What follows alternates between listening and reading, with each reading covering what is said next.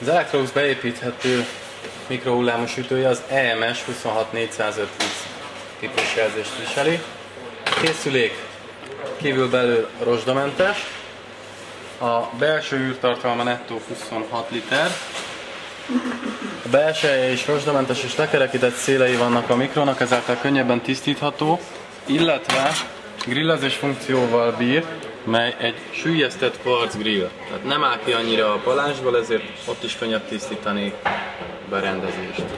Alaptartozéka egy grillrács, illetve egy nagyméretű forgótányér, amely 32 cm-es átmérőjű.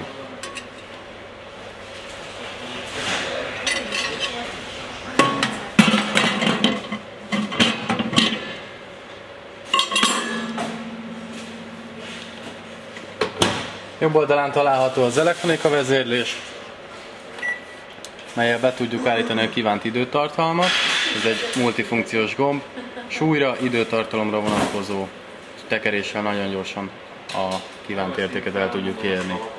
Automata és grill automata funkciókkal bír. Mirelit kiolvasztás, mikrogrill és mikrogrill kombija. Van egy 30 másodperces gyors lépték. Például, hogyha egy kávét akarunk melegíteni, megnyomjuk, akkor a 30 másodperc egyből elindul. Be tudjuk állítani a Mirelit kiolvasztást, különböző súlyok alapján történő programozására, illetve nagyon hosszú, egészen 90 perces intervallumot állíthatunk be a készüléken. Ez a mikro globál dizájnnal ellátott, tehát ezek a szürke betétek, kerek gombok nagyon jól harmonizálnak az Electrolux sütőivel, illetve a mosogatógépeivel.